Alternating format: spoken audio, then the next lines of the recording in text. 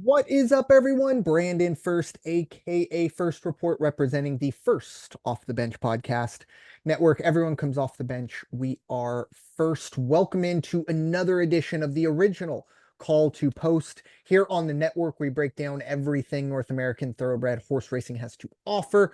Of course, with me, as always, to help me do so is my friend and co-host, Mr. Raider Jim Martinez. You can find Mr. Martinez at Raider Jim 1090. How you doing tonight, sir? Hey, I'm doing great. Here we are, Southern California. We are in the thick of summer. It's just getting underway. And now, the fair is over in San Diego Mm-hmm. County, and if you go to the beach right off of Del Mar, you'll probably not only find a couple jockeys running on the sand to work out, but you'll also see them taking the horses out into the low surf. And always a nice sight to see. It reminds you what time of year it is. So, good time of year. Amen. 4th of July is my favorite holiday of the year.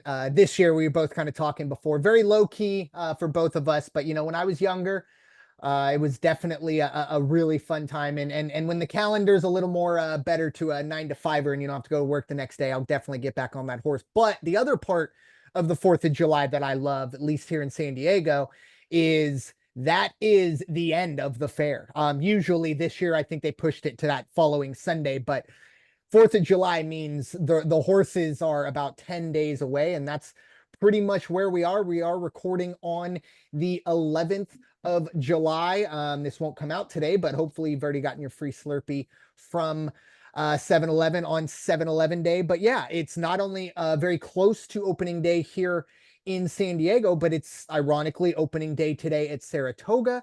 And of course, we are going to get into the three big races this weekend at Saratoga. We'll be focusing a lot of our attention there. And then obviously next week, we will have opening day coverage. We did kind of talk a little bit about last week. I think it's the first time ever, or at least, 2020 might have been a weird year. But first time we've seen opening day on a Saturday. Kind of works out for the podcast because for the first time, we'll be able to really preview that opening Correct. day.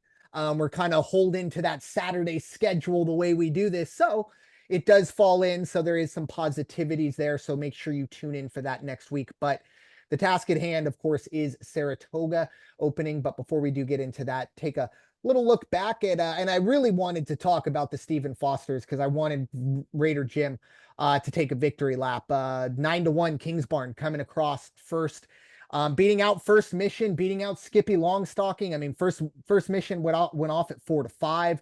Skippy Longstocking 2-3, maybe 4-1. And Kingsbarn ran a fantastic race. Very, very impressed going 3 wide through the turn to not only win the race, but run down First Mission, which might not have ran the race it wanted to run, but that's a really strong horse that horse ran down. But Raider Jim, your thoughts on your correctly predicted Kingsbarn? Yeah, let me tell you, that had to be Luis Saez was the jockey on Mm, Kingsbarn, and had to be one of the most well orchestrated runs that I've ever seen. Because First Mission led for the first 6 timing positions. Out of the gate, looked like First Mission was going to do it, but then you could tell, could not pull away, couldn't seal the deal. And then Skippy Longstocking comes out of nowhere. Skippy Longstocking running a fantastic race also right out of the gate. Was in second place most of the time. Pyrenees, the one horse, wasn't supposed to do much of anything, but somebody forgot to tell Pyrenees wasn't supposed to finish in the money. And there was Kingsbarn. Though, if you watch the race, he positioned that horse perfectly. Through my eyes, it was perfectly because he kept on the outside. He didn't get into the mix. He held that horse in third, held that horse close, and it's almost like he could tell that First Mission was not going to have enough gas in the tank. And when he said go, that horse went, and what a fantastic race. What a run down the stretch it was. It was a fantastic run. it really was. And like I said, going 3 wide, I mean, he really started his run going into the turn. And like I said, going 3 Yeah. wide with Skippy on the inside, at least of him. And then it was First Mission on the rail to go 3 wide. And you mentioned Pyrenees. Look, Pyrenees might have at least overall, obviously Kingsbarn, the better horse than Pyrenees, but Pyrenees pretty much ran the same race that Kingsbarn did. It was in the 3 wide lane. It was almost like the NASCAR. I'm not a big NASCAR fan, but you see those Daytona going 3 wide through the turns, and they're Yep. drafting and all that science. It was almost the same thing. Pyrenees got behind Kingsbarn, and you mentioned Luis Saez. I think it was an incredibly veteran run. I think maybe less experienced jockeys would have kind of, I don't want to say freaked out, but panicked that, I'm going into the final turn 3 wide. And you mentioned that, Luis Saez might have looked and said, you know what, I think I haven't sent my horse yet. And I think First Mission and Skippy Right where Longstocking I have want to been be. sent. Yeah. And so I was I love to see the rail runs, the bow rail runs, the runs where you're getting through the traffic and stuff like that. But to go, like I said, 3 wide in a grade 1 around the far turn with the 2 favorites on your inside, and then to run away from them, incredible. And we're just gonna have to bookmark it. Unfortunately, it was what, maybe early July, late June that race went off. And we got 5 months until we do see Kingsbarn in the Classic. I want to make sure, it's almost like in my mind, I want to bookmark it and make sure that I remember this run when we sit down and do the Breeders' Cup preview, because I think Kingsbarn's probably going to be a pretty long shot, and No, I'm I not saying agree. I'm picking that horse, but if Luis Saez is aboard and this horse has shown me what it's done, it might be worth a look depending on what that number is. But Stephen Foster, a fantastic race, really, really good card overall. I believe that was at Churchill. But any final And, thoughts on that, Raider Jim? you and I always talk about too, what's important, what do we think is important in a horse? And it's not, Brandon and Jim aren't the smartest guys, and we didn't come up with this theory, but we always talk about pedigree, pedigree, pedigree. Kingsbarn, Uncle Mo out of Lady Tappet by Tappet. That's quite a dinner table at the holidays, isn't Mm-hmm. it? I mean, fantastic. Yeah. So it was just what a great run, and I was really happy to see that come down. The other thing I thought about it too late, so I couldn't get the figures. I would love to know what the final betting numbers were on First Mission, Yeah. because at 4 to 5 there was a lot of money out there in the win place and show circles, and oh my gosh, I can't imagine. And I mean, faded late, finished fourth, I believe. I think out of the money. Skippy, yeah, out of the money. I Maybe don't know if Longstocking Pyrenees went got the too. show. But yeah, it was like I said, fantastic race, and at the grade 1 level, that's kind of what you want to see. Look, we all love the flight line stories, the American Pharoah stories, but I want to go into the Classic with the favorite at 3 to 1. I do remember Flightline, I think, going off at 2 to 5 for obvious reasons. But yeah, those are kind of like, I don't know. Every once in a while it's fun, but I do think this grade 1 Classic division is wide open right now. And I think Kingsbarn Oh might have yeah. just put himself into that conversation as well. But time to focus Kingsbarn our ended up, go no, for I it. was just going to say, Kingsbarn ended up paying 21.90 to win, 920 to place, 544 to show.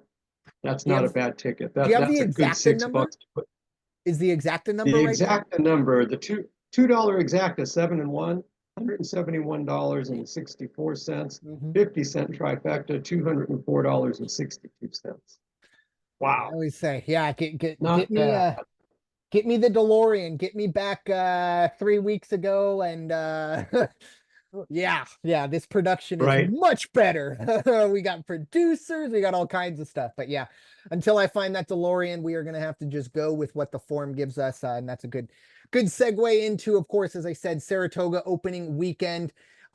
Excuse me, 3 races to break down, so a little bit shorter than normal, but we do have 2 grade 2 or 2 grade 3s and a grade 1 to get to. So without further ado, we are going to start at Saratoga. Of course, it will be race number 2. The card, they really set it up weird. The grade 3 first one goes race 2, and then the grade 1 is race 10. And then the other grade 3 is race 11. So we're not going to go technically in that order, but we are going to start in the Kelso.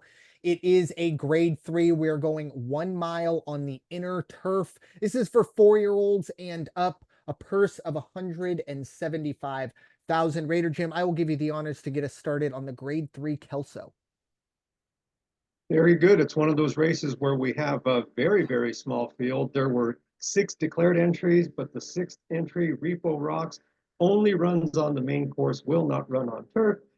Therefore, we won't see Repo Rocks, who the line on that horse right now is at 7-5 if it was to run. So you want to say probably the favorite or the best in the bunch is not going to be there. That's true, but you're not going to be cut short. The 2-horse Mysterious Knight, Flavian Pratt and Charlie Appleby, right now at 8-5, and I'm sorry, that's going to be where my money's at. Is probably because of that. You know, the horse. I believe it's a Great Britain horse. Charlie Appleby, he and Flavian Pratt are having quite a run right now at jockey trainer combination. Then we have the 4-horse Talk of the Nation with Irad Ortiz, Todd Fletcher's training that one at 2-1. Now, Irad needs to do a better race with this horse. The last time out, it was almost like he held back or he wasn't quite sure where to position him. And it might have been because of the other horses that were on the track at the time. But if he can, small field like this, there's not going to be a lot of bumping and jockeying, no pun intended, to do. So 4-horse Talk of the Nation could definitely pull an upset. I think if anybody pulls an upset, it's going to be the 5-horse Carl Spackler, Tyler Gaffleon on charge or in the saddle. Chad Brown is the trainer on that one. Carl Spackler's fast horse and has continued to run wide the last 2 races, but even around 2 turns was wide, but still was able to come in and make runs for it, make run for the finish line at the end. So I like 2, 4, and 5 in the small field. Northern Invader, the 3-horse, is right now, let's see, 5-1, which is a nice number, but at the same time, history on Northern Invader seems to show that underperforms against higher caliber competition. I would consider this higher caliber than what Northern Invader is used to. So I'm going to stick with 2, Mysterious Knight, 4, Talk of the Nation, 5, Carl Spackler. Pace setters in this race out of the gate are going to be 4, 3, and 1. But again, Northern Invader breaking fast and maintaining and being able to seal the deal. That's 2 different things. Call Me Harry at 15-1. One comment I heard was that they put Call Me Harry in there just to make sure they had 5 horses. Yeah, I was going through these numbers and I kind of had to do a double take. First of all, I don't like Repo Rocks. Sometimes you do see, and I guess technically this isn't an also eligible, but entered for main track only. So my alarm bells went up immediately. I Googled Saratoga weather on Saturday. It's going to be 95, I think 14% chance of rain, which now it will be humid, but unless I'm missing something the way Saratoga does things, but I don't know. I don't know. But it's 7-5. You don't see a horse that's essentially not going to run because the elements or whatever you want to call it are also eligible. You don't normally see that out of those. So that was interesting to me. And then the lines here, I mean, with all due respect to Call Me Harry, but everyone else is 5-1 or less. I mean, we got 2-1 horses and they're not the favorite. So that just kind of tells you what's going on. The one thing that does jump out to me with Northern Invader, I did like the run last time out. Now it was another grade 3, lost out to Ottoman Fleet. And you did talk about running against those, higher classes. I think that race might even been a higher class than what we have here. I'm just a big fan of Ottoman Fleet. Even on that Stephen Foster card, I do believe Ottoman Fleet did get the win in that one late. Yeah, that one. But anyways, so that was one that jumped out to me. I do wonder what the odds do here. 2 of these horses' numbers have to inflate when betting kind of opens or, the floodgates are let loose. And I'm just wondering if Northern Invader, because I could see it going both ways for Northern Invader. But I'd like to see him closer to 8-1. That would be ideal. But yeah, I felt like it was splitting hairs between the other 3 horses. Now, the one good thing is we do have some kind of familiarity, if you will, going back to the poker in June at, of course, Saratoga. It was Ice Chocolate who beat them, won't be running in this race, but Mysterious Knight, Talk of the Nation were there.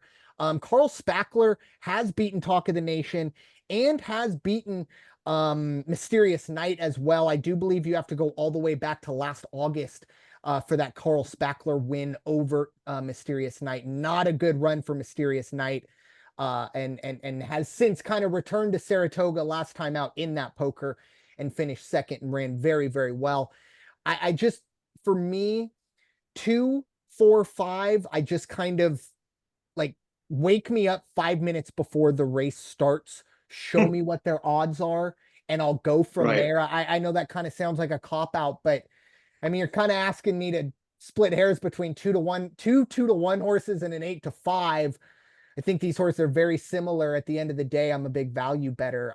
One of these horses, I do believe, will get closer to 3 or 4-to-1, and that'll be my pick. I know that kind of might not sound like the most insightful thoughts ever, but that's the way my ticket goes. And that's very interesting about Call Me Harry, just filling out the numbers. But who knows? Look, this is horse racing. You never know what happens. And I tell you, this would be a maybe not so much mind that bird upset, but it would be a big upset if Call Me Harry can get into the winner's circle, or even, Right. if you want to play devil's advocate and say get in the money. Now, remind me, Raider Jim, I feel like I always ask this, 5-horse field, we're only paying win place, or are we getting show in there as well? I think you get show on 5. You only get place on 4 Got it. entries or Okay. under. Okay. So maybe, a top 2 run for Call Me Harry would be miraculous in my mind there, but we shall see. But yeah, the other horses splitting hairs, very, very low odds. Be interesting to kind of see how that shakes out when it's all said and done. Moving on, we are going to skip pretty far ahead to race number 11. This is interesting because, when I put the rundown together last night, just kind of put the races down, sent it off, and then I dove into the form, and it was the first time for me. I looked and I went, oh, it's time to start handicapping the 2-year-olds, because that's what we have here. Right. It is the grade 3 Sanford Stakes. We are going 6 furlongs on the dirt. As I said, 4 2-year-olds, purse of 175. And I'll get this one started. For me, obviously, and a lot of the bettors, the morning line favorite, the one horse jumps out. It is Mentee. Now, obviously, when you're handicapping 2-year-olds, I don't condone betting on high school athletics at all, but it is kind of what you're doing. A lot of uncertainty. Even past performances are kind of faulty because, first time out, it's a little difficult. Second time out, maybe got better, something, a lot of things going on. Anyways, Mentee, only 1 run in him, but John Velasquez and Todd Pletcher really think they have a good one here. And broke its maiden running in 88 and ran really well against Colloquial, who might be a horse to keep in mind of next year. Only beat him by a nose, but that was a very, very good run. 6-5, no value. But for me, it's really, really hard to bet a 2-year-old less than 2-to-1. It's just, you're kind of asking for it, if you will. So I'm looking for others. And for me, the 5-horse is 4-to-1. It's 3 Echoes. Really, really think this is the best value here. And the speed figures, I'm a big fan of consistency. Sometimes with 2-year-olds, you're going to see a lot of fluctuation. Only 2 runs to look at, but you do have a 73 and a 76. Now, to be fair, did lose out to the 6-horse, Studley Do Right. Last time out, Studley Do Right is undefeated. 7-2 are the odds. I still do really like 3 Echoes. I just love the consistency, maybe a little more consistent than Studley Do Right. Gets a little bit of a nod there. I do have a long shot pick here. 2 actually. Excuse me. The first one is the 7-horse, War Tax. Once again, we're talking about 2-year-olds. Sometimes things can get a little weird. I think it's worth a look. I think it's a bit of a possible overreaction. Broke its maiden back in May, got put into an ungraded stakes race and had a really rough start, got jostled at the beginning and never got going. Ended up running a 29, which is essentially, I don't want to say a DNF, but I mean, you're 21 lengths off the lead. Anyways, once again, I do think there's a bit of an overreaction. 15-1. I think I saw enough, running a 66 in the maiden special. I could see something there to at least once again maybe figure it out. Now, the other thing here is Javier Castellano gets aboard. With all due respect to J.A. Gomez, you get that veteran in aboard, if you will, and maybe calms the 2-year-old down. Once again, 15-1, worth a look. And then 12-1, the 3-horse Baby Dukes, unbelievable early speed.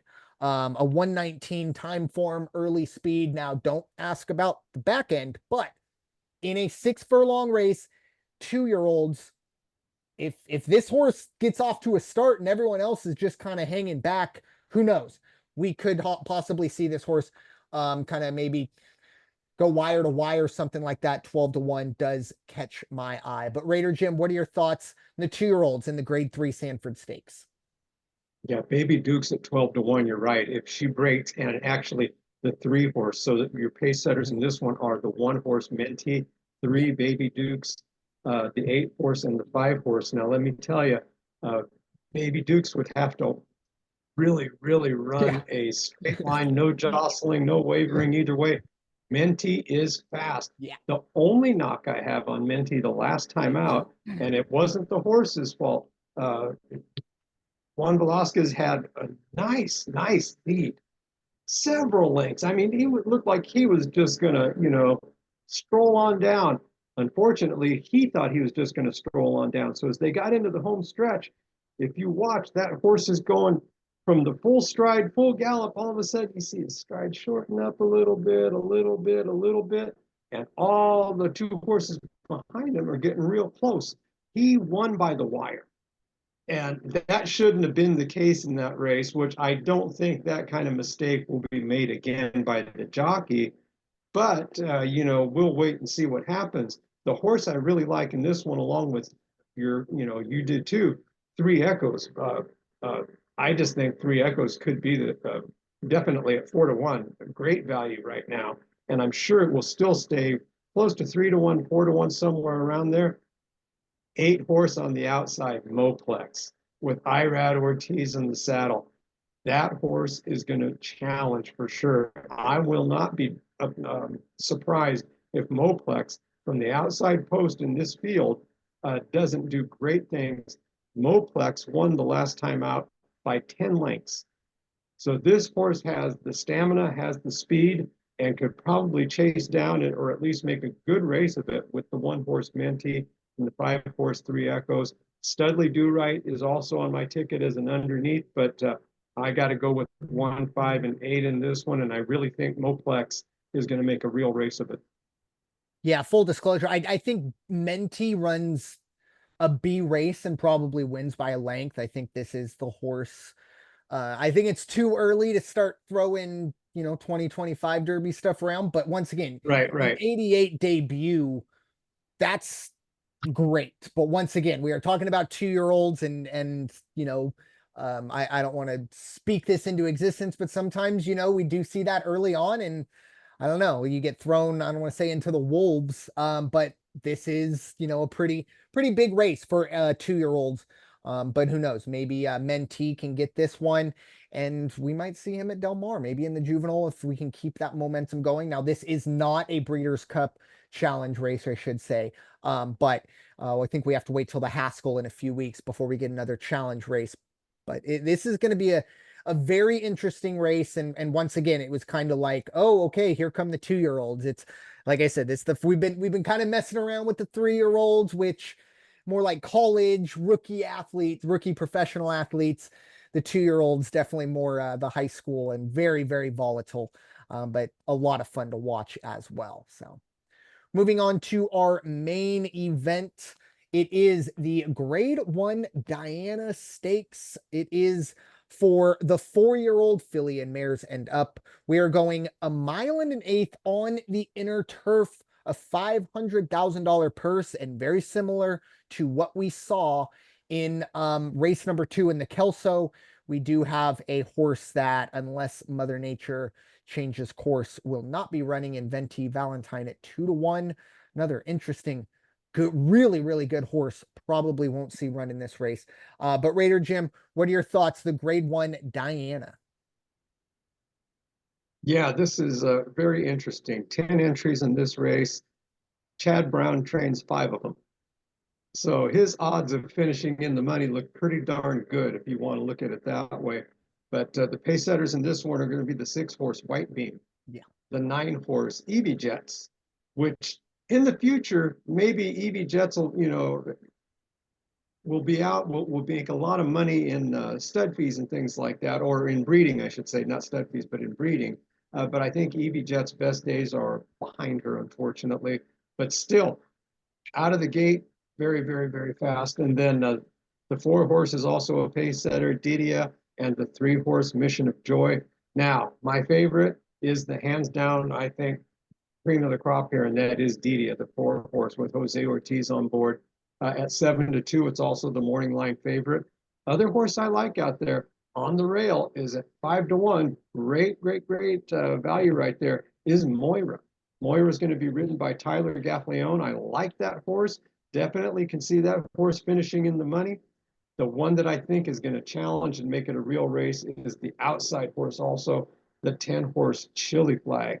French horse, Irad Ortiz again. He has the 8-horse, the outside horse in the last race we spoke of. He's got the outside call again, the outside gate with Chili Flag. Chili Flag is a closer, has a fantastic kick. And I think that's from the outside, right where you want to have Irad Ortiz and a horse like this. The other horse will be last year's winner of the Diana Stakes, and that is 6, White Beam. Flavian Pratt and Chad Brown at 4-1.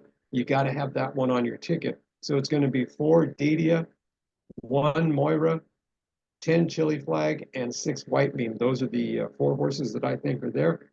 If the horse gets a good break, if the horse has one good race left in her, Fluffy Socks. Fluffy Socks to upset everything and just get that show ticket. But, I've made money on Fluffy Socks before, and I just like the horse. There you go. A little bit of that midnight bourbon flavor. And it's too bad. There's a horse, another one that we've talked about many, many times. The 5-horse, Gino Romantica. Great horse, but had kind of has had kind of a disappointing comeback and hasn't really performed up to par. And that's probably why she's at 8-1 right now. Yeah, and that's actually where I want to start because this is a really interesting field. Obviously older, mares and fillies, but mostly mares. Gino Romantica, last year finished a length off the boys in the Breeders' Cup Mile.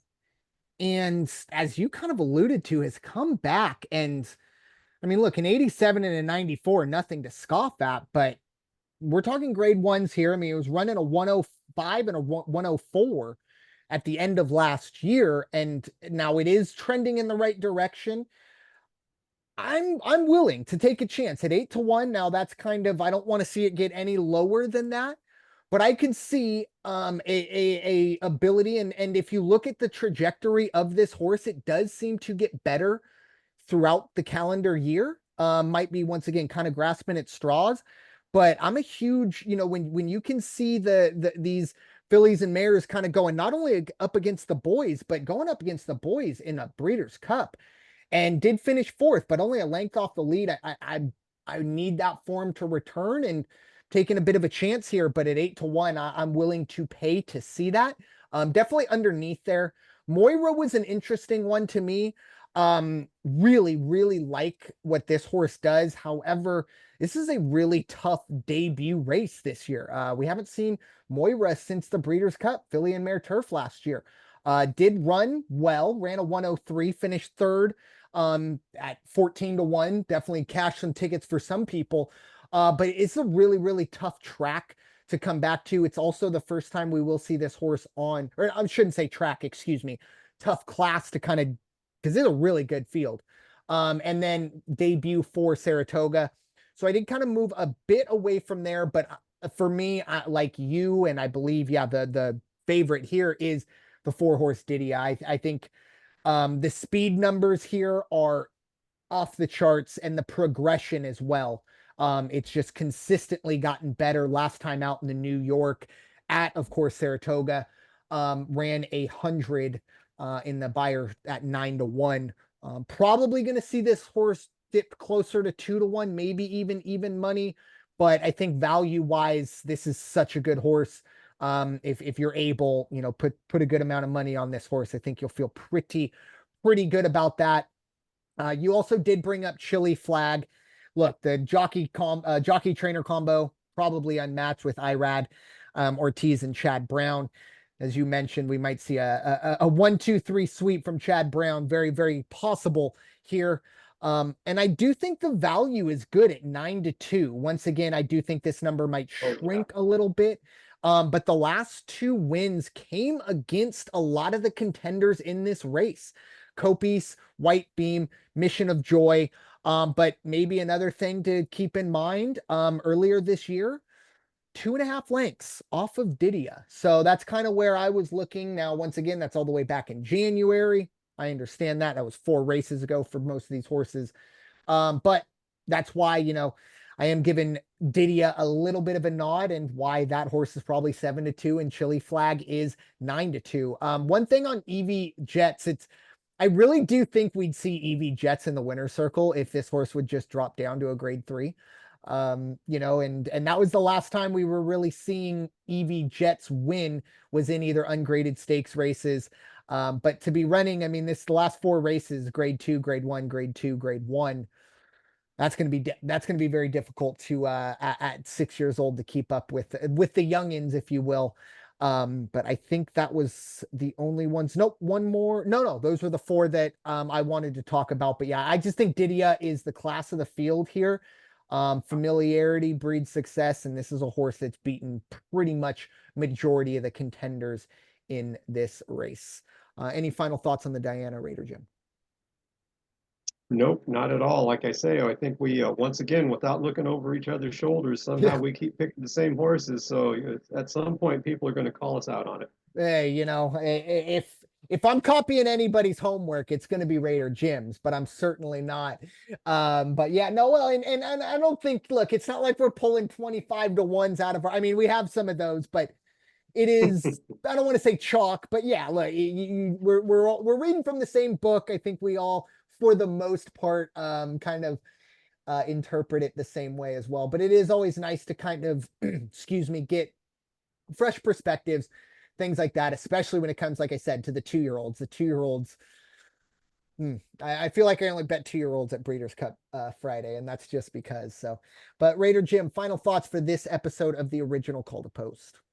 Final thoughts on the public service side. Just be mindful of the heat.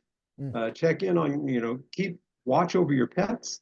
Make sure you keep them watered, keep them cool. Don't make them do more than they should be doing when the sun's out and when it's hot. Also check in on your older folks and your older friends and neighbors. Make sure that they're doing okay.